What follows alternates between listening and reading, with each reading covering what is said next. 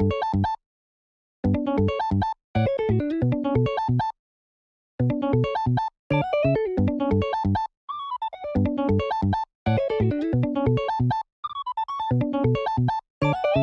what's up, ladies and gentlemen? Good to see you. We got myself playing the starter deck 8 Black Luffy versus my man playing the Katakuri over here.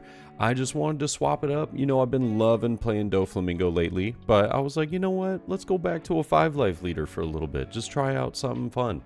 And yeah, I love the idea of the starter deck Luffy. It does feel as though sometimes you definitely have to high roll to a certain degree in certain matchups. Like just seeing some KO cards is like extremely necessary. And yeah, I mean, like yellow seems to be a pretty interesting and fun match though. This is one that like it's nice because I don't have to worry too much about removal. I'm like, okay, we have a chance here. And ooh, look at that. We go brand new into picking up a Sakazuki, trashing another Sakazuki and the Borsalino. But just having that brand new on board is always nice. We will take the 5k swing, picking up another Sakazuki. And yeah, having 2 of those in hand and 2 Kuzans feels pretty nice. Pretty nice, not too bad. I honestly just love having the removal for some of those bigger vanillas that are potentially going to be thrown down. And but we do just go ahead and slap down Kuzan here, get the 4 cost on board just to have some of that reduction, so that, you know, if he does play cards that are a little out of our range, we're not looking too bad. But he is going to go 7k to life here, and I'm looking at it, I'm thinking, do I want to counter out? And I do choose to on this one, just because I knew he was going to swing pretty heavy with lead. But we'll just see a 7k at life. I'll go ahead and take that. Didn't want to get down to 2 life, you know, too early, but we do see the Thunderbolt trashing a life, KOing Kuzan to use that last final 2 Dawn that he had. Luckily, we do have another Kuzan in hand, though, so we can choose to play that. We could play Sakazuki, but I'm just going to go and try and get cards out of his hand. I'm going to go 5 into the Pero, 5 into the Pero, and then just play Kuzan. We get him to counter out twice, which I'm pretty happy with. And seeing that he has used like 2 Capone Bej does mean, like, I feel relatively safe knowing that he's probably not going to have a ton of those in life. As you can see, well, you're going to see a 9k swing with Perospero.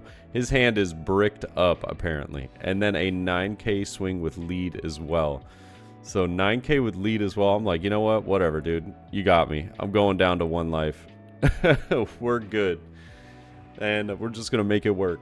But I think, what do we go up to? I think we were on odds, so we're up to 9 Dawn here.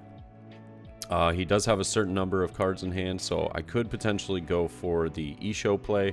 But we'll just swing 5 into Cracker. Or excuse me, not Cracker. Perospero.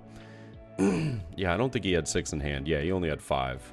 So I was hoping he would take that and then go up to 6, but he does take this 5k swing though, letting Perospero go, and he is going to choose, it looks like he's got like a 2k counter, a blocker Brule, and another Pero, so does pick up that. And now with still 9 Dawn, yeah, I'll just play brand new, take a look though, see if we can pick up something. I do choose to take the 2k counter though, trashing 2 Tashigis, we pick up the Suru. Just a little bit of help on some of that reduction. Also playing a brand new. I whiff on this one, trashing 2 Kakus as well as a, I believe it was a Khalifa. I try and keep my CP9 cards separated so it's a little easier to know which one I have to pay attention to. But yeah, just resting 4, playing the brand new. Gonna pass it over. And he does swing 5. I will just go ahead and rest the brand new. Unfortunately, Kuzan does take the L here with the Yamato coming down. And that's a bit of a pain simply because, you know, it's like, ah, man, I was really hoping to have that Kuzan to use 10 drop the following turn. But I'm just going to go ahead and get 10 drop on board. I'm not super concerned with what he's got going on right now. I'm fine to just take this life, and I'm considering whether I should just rest this if I lose the Borsalino or not. We do have 2 more in hand as well as a Sabo, so it's not like it's extremely important, but I do choose to just counter out. We'll see the 10-drop mom coming out, taking care of the Garp. I was trying out the Garp a little bit in this list, not huge on it. I think I actually ended up taking it out after this day, but yeah, I go up to 10k here from the 9k swing from Yamato. Now we do have quite a bit of blockers on board, but homie's got some scary stuff going on right now. But I don't sweat it too much, simply because we can just play Sakazuki, KO the 10-drop Big Mom, and then swing into the Yamato. So all things considered, it's not too bad. I don't think that leaves us enough room to play a blocker, though. So we just kind of have to go with that, and then maybe just swing with brand new into life and leader into life, something along those lines. But yeah, yellow's a little weird, but as long as I can manage, you know, to remove some of the cards on the board, yeah, we're not looking too bad. So I'll just go ahead and KO the Big Mom, trashing Isho. I would imagine we're probably just going to see... Oh, we see a 10k. Oh, that was ballsy, with him having like 3 cards in hand. But the way he had been playing this out, it made me feel as though his hand was pretty bricked up, as well as having the Sparrow in hand still, and he chooses to trash a 10-drop mom. I was like, ooh, okay. So he's either got more of those, or, you know, he's just not really super concerned with it, but he does play the pudding instead. I was like, that's interesting. It forces me... If he had played the 10-drop, it would have forced me to have the removal. But, yeah. Leaving himself with 9 Dawn, he is probably just, yeah, looks like he's just going to swing 8 here. We're going to see 8 at life, leaving, oh no, moving this one back down to the bottom. I will just block with the Borsellino, though. He plays Sparrow and Sanji for the final 7 Dawn that he had. And, yeah, now we got a couple of blockers to get through. We have only 1 blocker on the board of our own, so if I don't do enough removal, then we definitely need to be playing defensively. We got to get some of those blockers online, and so that's why I will just go ahead and play Sabo, just in case he does get a Thunderbolt out of life. I didn't see... Oh, I think I trashed a Kumadori and a Khalifa or something like that, but... yeah, with 5 Dawn remaining, we're just going to go 7 to life. Is definitely going to take that. Looks like he got a 2k counter, maybe like a Strusen or something like that. I'll go 10 in life. He does let the Sanji go, so we get arrested Dawn off that. Might go 7 with lead as well. Yeah, and then I think play that last brand new. So we'll have 3 blockers. But we get a 2-2Ks out of hand right there. Yeah, and we'll just go ahead and play the final Borsellino. It's kind of like the nail in the coffin. So nothing can be KO'd by effects, which is very nice.